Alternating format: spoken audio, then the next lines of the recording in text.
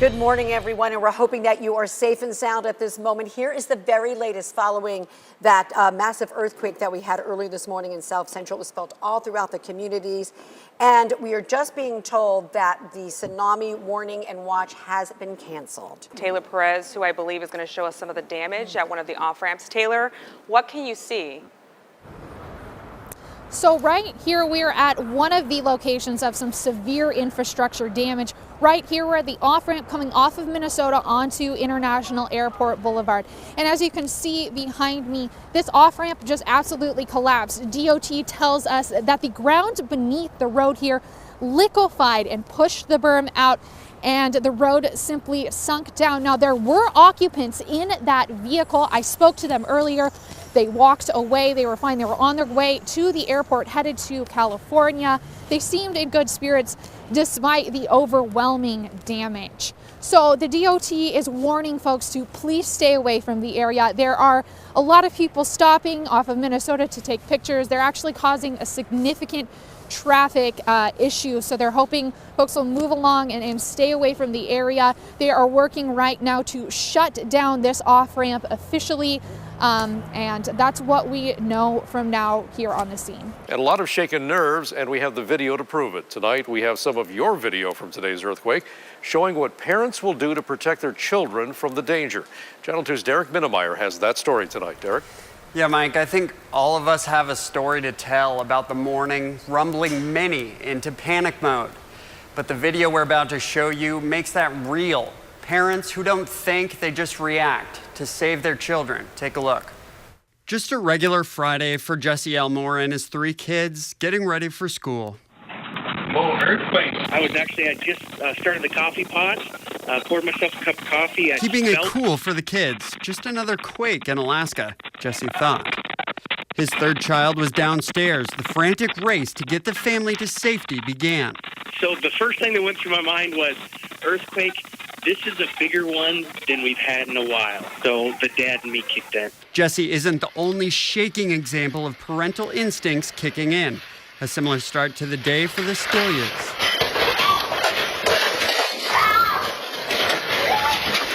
Jennifer Skillia was doing her makeup. She was a little late for the dramatic exit. It was the first earthquake I've ever encountered like that, and I've lived through all my life. She thought it was the end. I was like, okay, this is it. Like, this is the end of the world. Mike, both families are safe and sound, a little bit shaken up, as we all are, but safe. Cleanup projects are underway across Anchorage and the Mat-Su. Back to you, Mike. All right, thanks a lot, Derek. New tonight, a second school will be closed for the rest of the school year because of the earthquake damage. First, it was Houston Middle School. Now it's Eagle River Elementary. The quake left cracks in the walls and serious structural damage. Channel 2 education reporter Kaylinda Kindle has details for us tonight. Kaylinda? Hi there, Mike and Rebecca. So the Anchorage School District announced the bad news this afternoon. Students will be relocated to Homestead and Birchwood Elementary School. And we were under a table. 3rd grader Gabriella Miller says luckily the shaking started while she was still at home and not yet at school. With my mom with her childcare kids, and we were under a table. We were helping them. They were just crying. Then we put on some music, and it helped a little. The quake left classrooms at Eagle River Elementary School, like Gabriella's, looking like this. Books on the floor, tiles missing from the ceiling, and severe damage and cracks to the building. PE and playing outside. And Gabriella's favorite place in the school is off limits. Now, Eagle River Elementary School is red-taped, closed until the end of the school year. Students are out of class, and 70 other Anchorage schools needing repairs and cleaning up, leaving the question of what's next. But I know these questions will be asked. Will we be extending the school year? The superintendent says ASD's school calendar can handle a few days with students out of school. We can extend the school year, but we also were permitted 5 days to be able to. We have 2 days built into, and the commissioner can talk about that. I can substitute some of your calendar days for an emergency closure day, so it eliminates the need to actually extend the school year. Shocked all of this. And I've been in regular contact with the superintendent and expressed my desire to work with them to make sure we do everything possible to make sure that the schools are safe for the students when they return. The school district says it's looking into all resources, helping schools hit the hardest.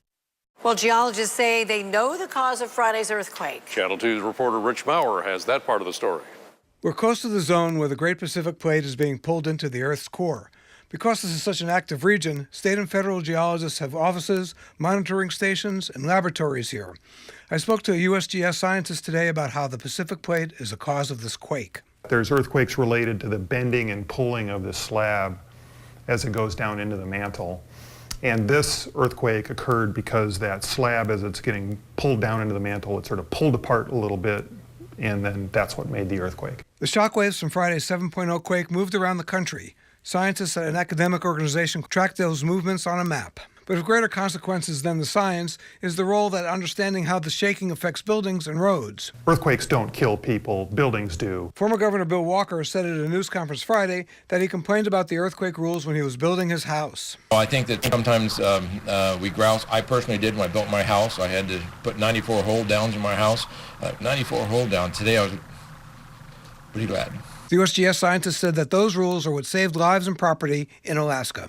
There's no doubt that since the 1964 earthquake that building codes for making earthquake resistant and resilient buildings have improved a lot in South Central Alaska. There's no doubt that there's been a relatively progressive geotechnical and engineering community in Southern Alaska that has strongly advocated for better building standards within this region. And I think we can definitely give thanks to those people that things were not far worse in this earthquake.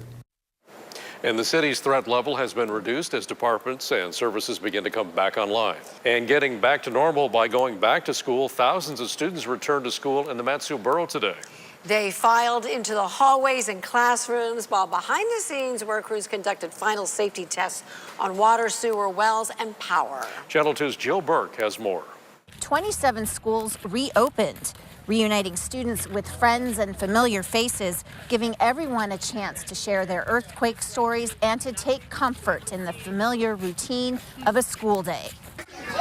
Good morning. At John Shaw Elementary School, a sea of boots and backpacks Morning, guys. reunites familiar faces. You have a good day, okay? See you later, buddy. Young and old who have a lot to talk about. I was actually right about here. Yeah, it was pretty wild. Lights went out, the dust was coming from the ceiling as it was shaking, and that was probably the eeriest feeling, having that dust come down with some lights that were flashing, with different alarms that were going off. You ready to get back into school? Yeah? After that long weekend? Yeah. I'm glad you brought your water bottle today. Are there any cracks? Are there any cracks? If there was any cracks, guess what? Mr. Russell was here all weekend and he fixed them already. Mr. Russell is Russell Lloyd, the janitor and go-to fix-it man. Good morning. How are you? Good to have you back. Good to have you back. The other Russell is Principal David Russell. Sun Dogs, I want to take a second to express how proud I am of you all during last week's earthquake. He debriefed staff on Wednesday. Now, students get their turn. All the lights went out, the ceiling started falling. We quickly got under the table, and I heard something, so I looked up, and all of the walls were just like waves. So I got under her desk and stayed there until my mom ran into the classroom and got me out of the school. The school has had a thorough checkup. At drop-off, moms reassured their children. They just asked if there was any cracks or anything like that in the school, and I told them no, that they would make sure that, that they were safe. So. I feel really confident about that. A lot of eyes in a lot of different places over the facility as a whole. Inside the classroom, students processed the big shake. I got freaked out. The way kids do best. We went to go check on all of our animals. Like my brother's parakeets were traumatized. Healing through storytelling. My dog just didn't really know what was going on, and my hedgehog, a hedgehog? His little bed fell over. It's a return to learning. I think that's important that routine continues. A return to a safe place. We also are keeping an eye out for those kids that have concerns and are still a little bit traumatized. And along the way, a lesson or two about life. A lot of cracks happened in a lot of houses, especially in the sheetrock, and that's something that they're going to be able to fix easily. And about people.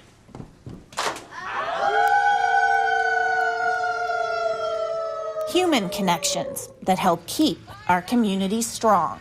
Start dates have been announced for the remaining schools within the borough. Students will resume classes December 11th at 4 elementary schools: Big Lake, Denina, Goose Bay, and Kinnick. Mat-Su Central, Wasilla Middle, and Wasilla High will also start classes on that date.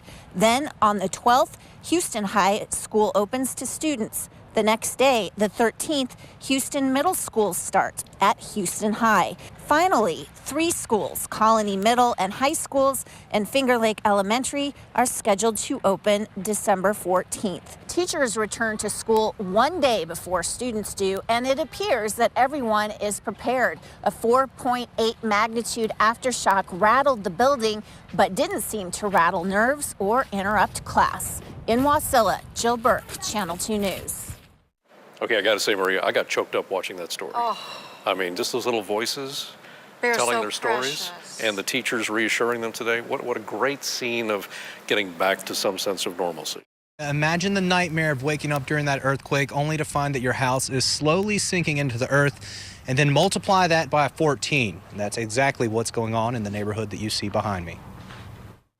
So that's 1, 2, 3, 4, 5, 6, 7 structures, so that's 14 homes. And that's 14 families looking for answers after an earthquake sent their homes sinking into the ground. Most of the houses at the end of this street in the Jewel Lake neighborhood have been flagged, and officials have recommended that the residents don't stay in their dwellings after dark. For someone to come and just say, you know, you can't be here, it's a difficult pill to swallow. I understand why they had to do it. You can see right here, and it gets better on the other side because it drops off a lot more. This is probably where I got hit the worst. This is about an 8-inch drop. So far, all of the homes have sunk anywhere from 6 to 8 inches. And every time we get another one of these little quakes, the house sinks a little bit more into the dirt. The shifting also caused damage to the structural integrity of some houses, bursting water pipes, flooding crawl spaces, and warping doors and windows. I don't think it's just a coincidence that all these houses had the same issue, but the side benefit is it has allowed us to all come together as a neighborhood and try to move forward. Now the neighborhood is banding together, working on a plan and figuring out if their homes can be saved. Our neighbors have, at least 3 of them, been here over 25 years.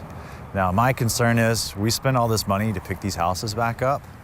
It's not going to do us any good if they fall right back down. And so we've seen a few of those people actually coming and going. Some of the houses behind me already empty for the night. Others still trying to do a little bit more work before they head off and leave their homes behind. It's been nearly 2 weeks since the powerful earthquake hit South Central Alaska.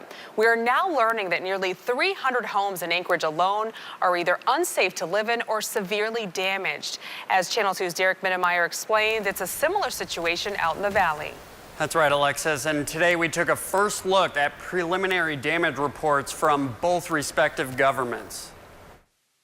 Mat-Su Borough Emergency Manager Casey Cook reports extensive damage throughout the borough. Of the 367 residential reports, 74 included major damages, 1 residence totally destroyed, needing permanent repairs. Of the 23 commercial reports, 4 businesses received major damage. The borough's infrastructure also took a big hit with 87 reports, including Vine Road, Houston Middle School suffering severe damages, closed for the remainder of the year, and damages at Port McKenzie and Settlers Bay.